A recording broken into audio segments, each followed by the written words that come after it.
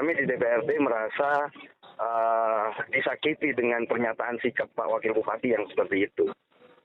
Untuk itu kami meminta sebaliknya, kalau Pak Bupati meminta DPRD untuk meminta maaf, saya sekarang DPRD meminta Pak Wakil Bupati untuk meminta maaf.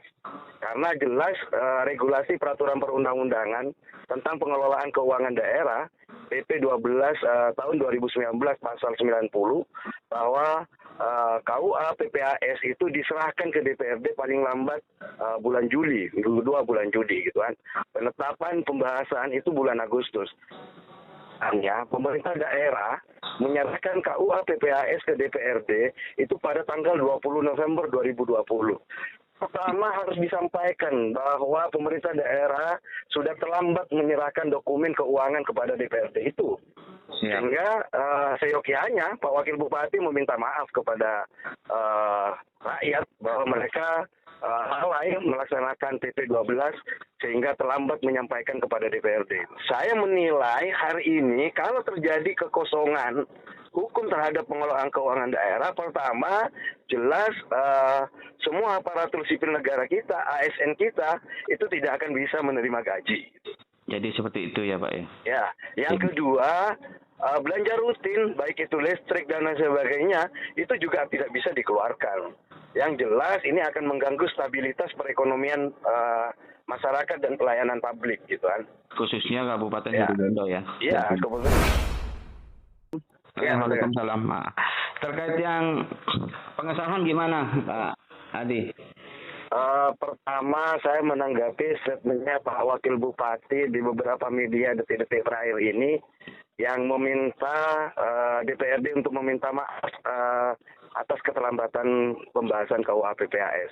Perlu saya pertegas, pertama saya sangat menyayangkan pernyataannya Pak Wakil Bupati di beberapa media.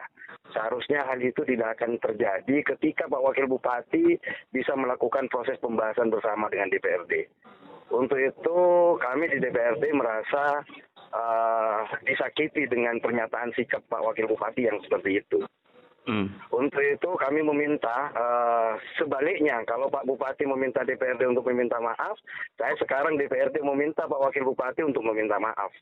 Karena jelas regulasi peraturan perundang-undangan tentang pengelolaan keuangan daerah PP 12 tahun 2019 pasal 90 bahwa KUA PPAS itu diserahkan ke DPRD paling lambat bulan Juli, minggu kedua bulan Juli gitu kan.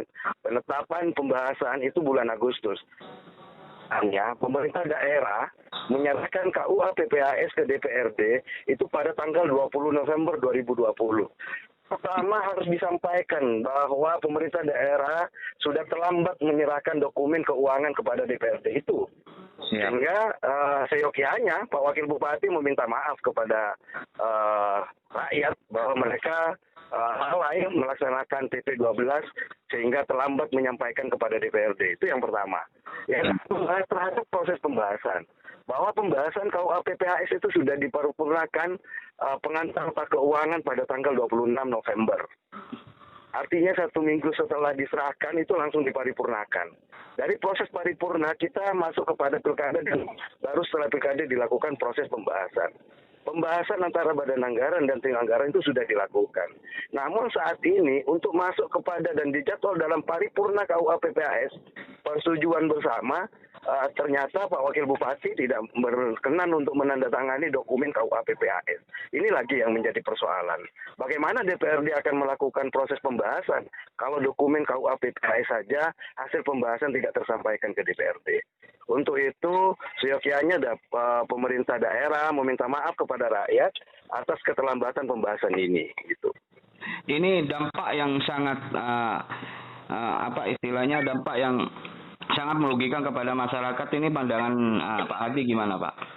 Pertama, jelas kalau sampai besok terjadi kekosongan hukum terhadap pengelolaan keuangan.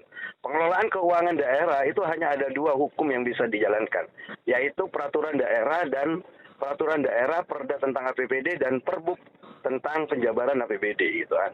Kedua-duanya informasi yang kami dapat, Perda hampir saat ini sudah dipastikan terlambat karena dokumen KUA PPAS saja masih belum tersampaikan ke kita gitu kan. Hasil pembahasan. Yang kedua, terhadap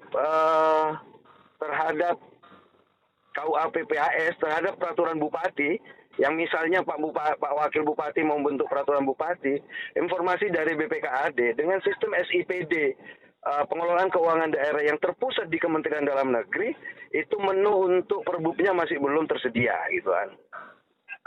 Saya menilai hari ini kalau terjadi kekosongan hukum terhadap pengelolaan keuangan daerah, pertama jelas semua aparatur sipil negara kita, ASN kita itu tidak akan bisa menerima gaji. Jadi seperti itu ya Pak ya? Ya, yang kedua belanja rutin baik itu listrik dan lain sebagainya itu juga tidak bisa dikeluarkan. Yang jelas ini akan mengganggu stabilitas perekonomian masyarakat dan pelayanan publik gitu kan. Khususnya Kabupaten Situbondo ya? Iya, khususnya kemarin kita rame-rame misalnya listrik tidak terbayarkan, PJU mati gitu. Hal itu bisa saja akan terjadi kalau ini kekosongan hukum itu kan. Yang kedua, terhadap beberapa program prioritas, misalnya penanganan COVID-19, yang jelas ini tidak akan bisa diserap sudah kalau ini terjadi gitu kan. Maka dari itu kami sebenarnya minta kelegowoan ke negarawannya Pak Wakil Bupati untuk melakukan proses pembahasan. Mari, mana yang disetujui, mana yang tidak disetujui. Kita semuanya kan melakukan proses pembahasan sesuai dengan peraturan perundang-undangan. Pada prinsipnya kami di DPRD sudah menyampaikan beberapa hal. Misalnya hasil appraisal ketika mereka keberatan, kita sudah DPRD sudah tidak akan minta apa-apa. Yang penting pro rakyat, program itu untuk kepentingan rakyat. Siap, gitu. Siap. Itu yang kita inginkan. Iya, terima kasih konfirmasinya. Ya, mari. Terima kasih.